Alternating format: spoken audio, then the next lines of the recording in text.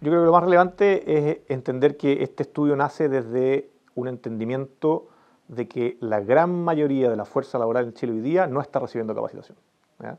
Acabamos de hacer un estudio con la Universidad Católica que identificó que apenas un 45% de los trabajadores en Chile declara haber recibido algún tipo de capacitación en su carrera profesional o laboral. ¿Ya? Por lo tanto, hay un déficit importante de capacitación. Y cuando uno va a entender el por qué, es porque la gran mayoría de esos trabajadores está desplegado en terreno y son trabajadores que no tienen acceso a herramientas digitales para capacitarse online y tampoco se les concede el tiempo, digamos, para poder tomar capacitaciones presenciales en sus puestos de trabajo porque su rol es efectivamente estar permanentemente en su puesto de trabajo operando. Estamos hablando de profesionales de la salud, ¿cierto? La gente del retail, construcción, salmonicultura, minería, etc. Entonces hay una dificultad intrínseca en el tipo de funciones que estos trabajadores desempeñan que les impide recibir capacitación. Entonces, cuando miramos ese fenómeno, decimos, bueno, ¿cómo nos hacemos cargo? Hay que aprovechar las tecnologías que estamos hoy día empezando a visualizar para ver cómo acercamos el mundo de la capacitación a esos trabajadores a través de herramientas digitales. Y ahí el boom que tuvo todo lo que es la capacitación online post pandemia nos viene a ayudar en ese desafío. ¿Ya? Entonces, un poco lo que busca el estudio es decir, bueno, ¿cómo podemos diseñar una metodología de aprendizaje online que nos permita acercarnos a esos trabajadores? Y aquí algunos estudios que hemos hecho anteriormente, como el de Frontline Workers, con Flip y con el apoyo de Sense, viene justamente a tratar de entender eso. Hay ciertos paradigmas asociados al tema de la capacitación online, como por ejemplo que los trabajadores no le ven valor, que la encuentran menos valiosa que la capacitación presencial, o que no estarían dispuestos a ocupar sus propios equipos celulares para acceder a esa capacitación. Y esos mitos se derribaron a partir del estudio, donde efectivamente se determinó que el grueso de los trabajadores estaba absolutamente dispuesto a ocupar sus propios equipos o sus smartphones para acceder a capacitación. Entonces eso te abre una ventana enorme de posibilidades de poder llegar a esos trabajadores con una capacitación vía digital, ocupando espacios también de la jornada laboral donde ellos a lo mejor sí pueden detenerse durante algunos minutos a ver un video, a ver una cápsula, ¿cierto? En formatos también de aprendizaje más híbridos y que te permitan llegar a ese trabajador que anteriormente no podías llegar. Entonces, ese es un poco el valor que le vemos a este estudio, identificar esas metodologías para poder también proponerle a las empresas y también a los SOTEC, que son los que ofertan estas capacitaciones, nuevos formatos de generar contenido y de poder llegar a estos trabajadores para poder generar el impacto que queremos, que es que ese 55% de trabajadores que nunca recibió capacitación pueda acceder a una y con ello pueda acceder a una movilidad social, mejores ingresos, etc.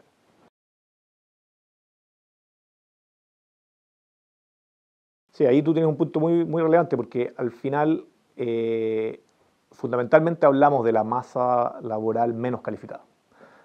Cuando uno mira los datos del uso de franquicia tributaria, por ejemplo, en Chile, está concentrada fundamentalmente en las empresas de mayor tamaño, ¿verdad? Que son las que emplean justamente a los trabajadores mejor calificados. Y con mejores salarios. Cuando tú miras todo lo que es segmento de empresas medianas y pequeñas y micros, son empresas que no usan franquicia tributaria, no capacitan a sus trabajadores y que además emplean a la masa de trabajadores menos calificados. Entonces, efectivamente hay una concentración en ese grupo que es el más vulnerable. Al mismo tiempo es el grupo que probablemente tiene menos capacidades para aprender digitalmente o para manipular herramientas digitales. ¿Ya? Entonces hay un tema de alfabetización digital de ese grupo que es bien relevante. ¿Ya? Ahora, cuando uno contrasta eso con los datos, por ejemplo, de la penetración que tiene el uso de smartphones y de Internet en la población, uno se da cuenta que hoy día del orden del 95% de la población tiene acceso a Internet, según este estudio que hicimos con la Universidad Católica, y el grueso de ese acceso es a través de smartphones. Por lo tanto, la herramienta en sí está. Ahora lo importante es ver cómo usamos esa herramienta para poder llegar con contenido, llegar con capacitación a ese grupo de trabajadores vulnerables.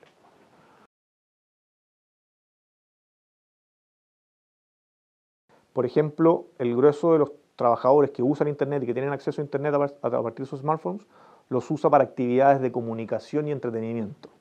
¿Ya? Y muy bajo porcentaje de ellos lo usa para herramientas de trabajo o de aprendizaje. ¿Ya? Por ponerte un ejemplo, apenas un 17% de los encuestados declaró haber buscado trabajo a través de herramientas digitales. Entonces, hay un proceso de educación hacia la población respecto a el cómo usar también las tecnologías, ¿ya?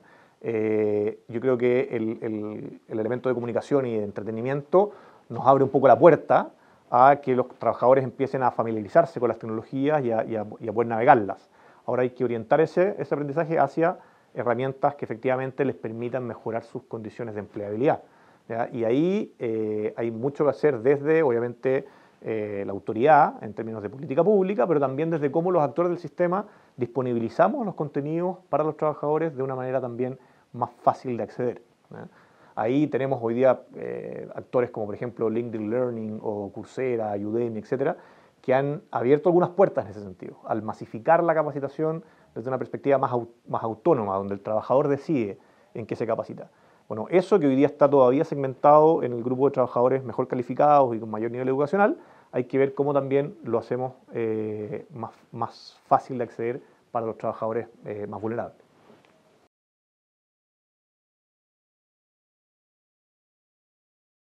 Hay un desafío país no menor en lo que tú planteas, porque al final es muy distinto enseñar programación vía e-learning que enseñar a albañilería, por ejemplo.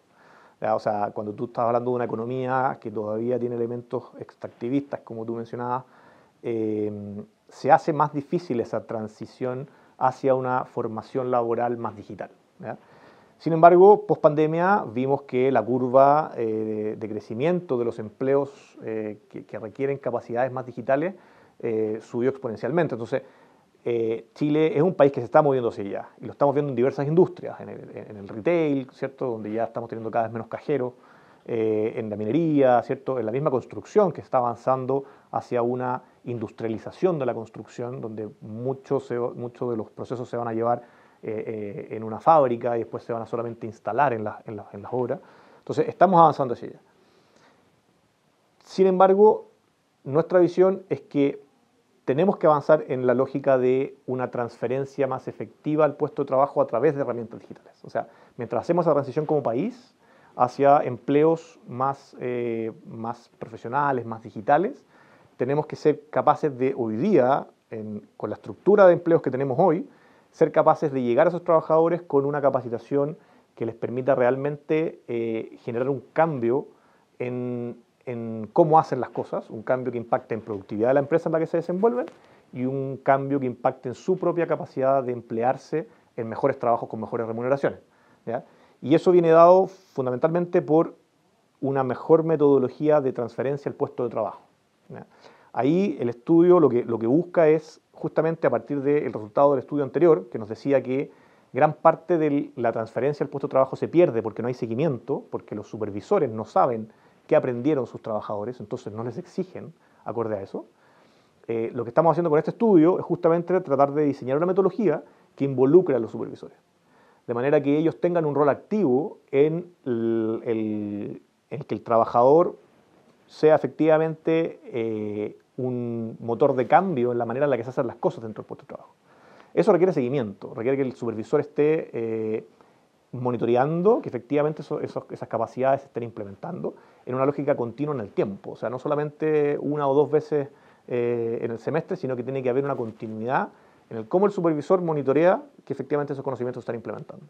Entonces, esa es un poco la lógica innovadora de este proyecto. Es decir, pasamos de yo capacito al trabajador y espero que implemente, a yo capacito al trabajador, capacito a su supervisor y espero que ese mix, en el fondo, funcione en el tiempo a partir de estas nuevas capacidades aprendidas. Entonces, eso es un poco lo que esperamos testear a través del piloto y desde donde esperamos extraer buenas prácticas que poder después, ojalá, masificar.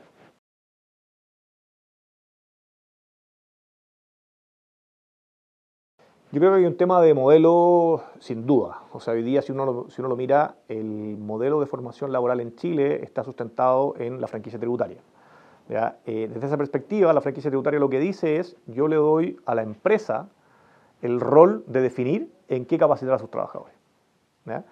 Y cuando tú miras, como el ejemplo que tú dabas de los influencers definen ellos el tipo de contenido que entregan, a quién se lo entregan, etc. Entonces, hay una transición desde el modelo antiguo, que es yo empresa tengo los recursos y defino quién y en qué se capacitan, hacia un modelo en el cual el trabajador cada vez tiene más poder, que hoy día uno lo visualiza en empresas como por ejemplo Uber, ¿cierto?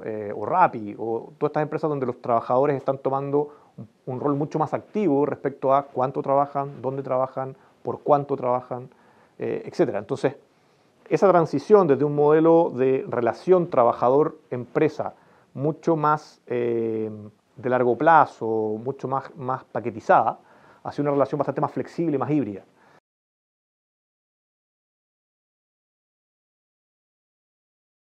Y en ese proceso, yo creo que hoy día la normativa vigente está quedando un poco atrás. Entonces, efectivamente, requerimos un traspaso hacia una normativa que nos permita mayor flexibilidad, mayor empoderamiento del trabajador en la definición de en qué capacitarse, cuándo, dónde y cómo también diseña su track profesional a partir de ese proceso formativo. Entonces, creo que efectivamente hay que transicionar hacia allá, creo que es un desafío país y los que estamos inmersos en este ecosistema tenemos también que impulsar eso a través de pilotos, estudios como los que estamos haciendo que vayan demostrando ciertas hipótesis y dejando en el camino otras.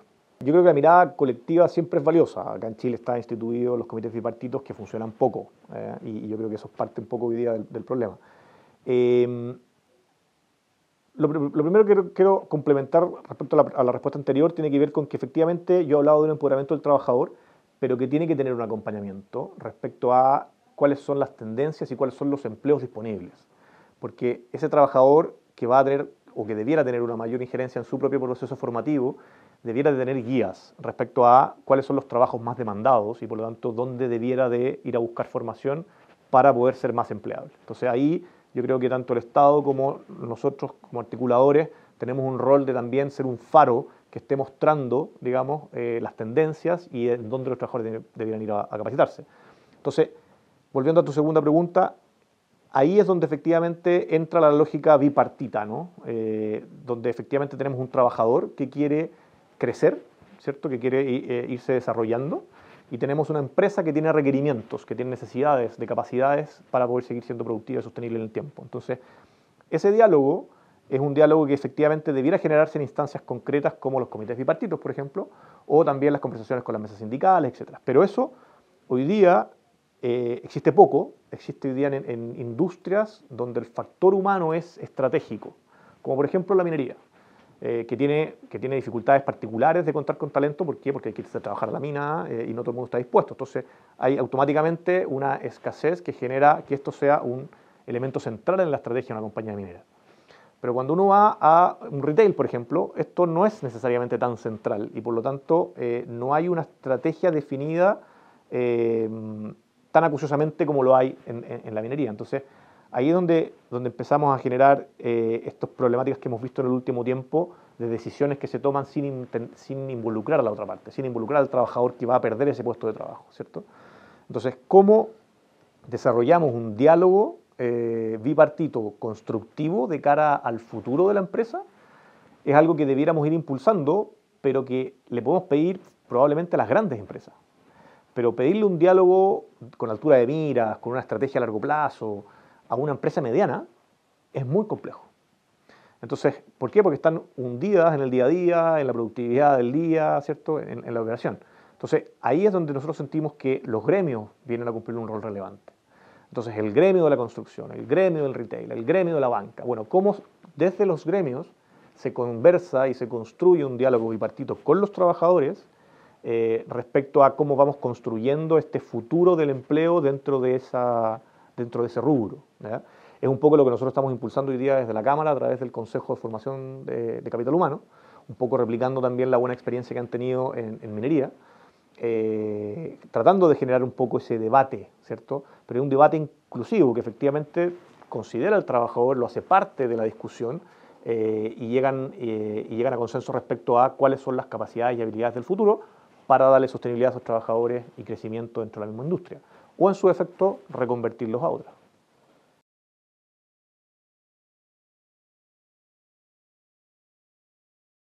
Eso es un muy buen inicio. El Consejo Nacional de Capacitación es un muy buen inicio que apunta a esta lógica de diálogo, en ese caso tripartito, ¿cierto? Porque se involucra además el Estado. pero es de bastante alto nivel. Lo que yo planteo es que por debajo de esa discusión debiera haber una discusión a nivel de gremios, donde efectivamente tengas un diálogo más circunscrito a tu rubro en particular, con las necesidades y los cambios que trae la disrupción tecnológica en tu rubro en particular. Y eso debiera decantar a su vez después a las empresas. Entonces, debiera ser desde esa lógica, desde lo macro hasta lo más micro. Pero ahí es donde, claro, las empresas grandes probablemente van a ser capaces de llevar un esfuerzo propio, pero las medianas y las pequeñas no tienen las capacidades internas de hacerlo. Entonces requieren de una guía, y esa guía debiera venir desde los propios gremios.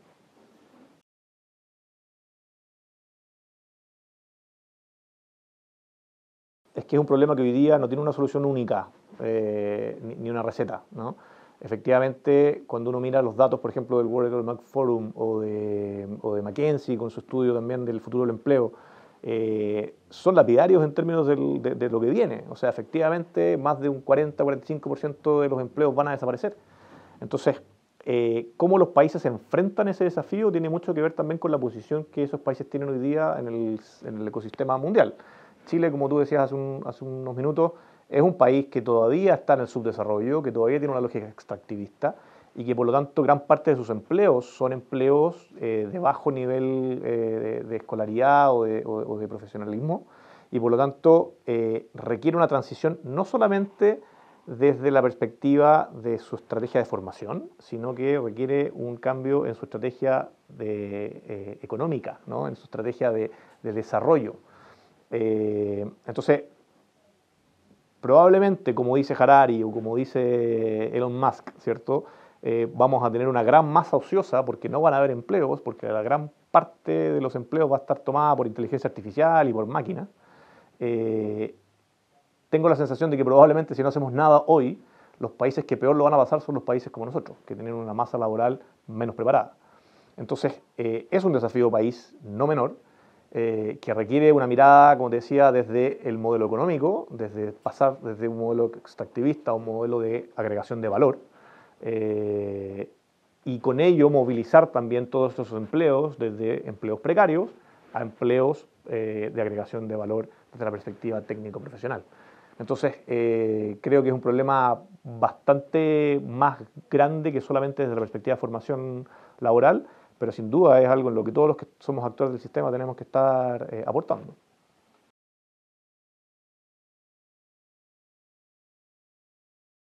Mira, yo tengo una visión respecto a eso que tiene que ver con dos cosas. Lo primero es que efectivamente vamos a ver, lo mismo que ha pasado en las economías europeas, un aumento en la edad promedio, ¿cierto? Que implica un envejecimiento de la población, pero también un fenómeno asociado que tiene que ver con la migración. ¿Ya? Hoy día, me acaban de dar el dato que yo no conocía, el 20% de los nacimientos en Chile son de madres no chilenas. ¿Ya? Por lo tanto, y cuando vemos las tasas de natalidad en Chile, son del orden de 1,3 niños por familia. Entonces, hay dos factores ahí. Uno es que probablemente vamos a ver un envejecimiento de la población eminentemente chilena, y por otro lado vamos a ver un incremento de la población migrante que se va a incorporar a la economía local. Entonces, hay que hacerse cargo de esos dos fenómenos. Mi perspectiva respecto a cómo los adultos mayores se insertan en el mundo del trabajo junto con estas nuevas tecnologías es que estas nuevas tecnologías, a partir de la inteligencia artificial, van a ser cada vez más fáciles de usar. ¿Ya? Todo lo que uno mira en los estudios de futurología indican que vamos a tener copilotos, vamos a tener asistentes virtuales que nos van a ayudar en las diversas tareas del día a día. Eso implica que probablemente un adulto mayor va a tener bastante más capacidad de interactuar con un chatbot, con algún Alexa, ¿cierto?, que le está haciendo preguntas y respondiendo, versus la necesidad de codificar, por ejemplo.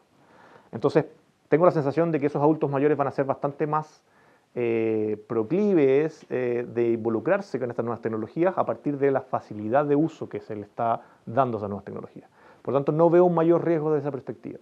Donde sí creo que hay un desafío importante tiene que ver en cómo nos hacemos cargo de este otro factor, que es el de la migración, y que tiene que ver con cómo, como sociedad, tenemos la capacidad de recibir a los migrantes e involucrarlos en el proceso de la economía local, ¿cierto? Y que efectivamente pasen a ser parte de la masa laboral.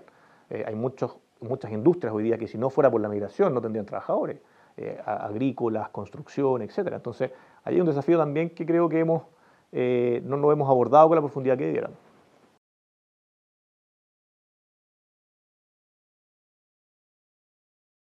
Mira, este estudio no aborda ese problema en particular, pero la mirada que nosotros tenemos a partir de lo que nos toca ver eh, es que efectivamente eso es una oportunidad muy relevante de incorporar a esos trabajadores al mundo de la formación desde lo digital, ¿ya? Entonces todo lo que estamos haciendo en este estudio tiene una muy buena llegada en ese segmento.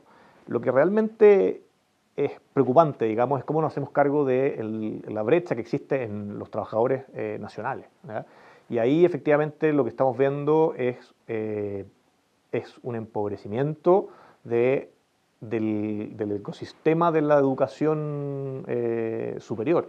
O sea, más que superior, de la educación, diría yo, escolar, ¿cierto? Donde efectivamente los cabros hoy día salen menos preparados para enfrentarse al mundo laboral directamente y también para acceder a una educación superior, ¿ya? Entonces, yo creo que ahí es donde tenemos que hacer un hincapié fuerte hoy día en cómo retomamos una senda que llevábamos muy buen pie y que en los últimos años hemos dejado de lado. O sea, efectivamente, con todo lo que ha pasado desde el estallido social a la fecha, digamos, el tema de la educación secundaria ha pasado a segundo plano, ¿ya? Y hoy día vemos que efectivamente los liceos emblemáticos que sacaban al mayor talento dentro de la población más vulnerable, hoy día están todos en paro. Entonces, ¿cómo nos hacemos cargo de efectivamente de que esos estudiantes que vienen de liceos de primer nivel en el fondo tengan una transición positiva hacia directamente puestos de trabajo o una formación técnico-profesional que los permita seguir creciendo? Entonces, yo veo una oportunidad en la migración a partir de las herramientas digitales que traen y veo un desafío importante como país desde la educación secundaria hacia cómo preparamos a esos cabros para que efectivamente se inserten de manera más efectiva en el mundo laboral que viene.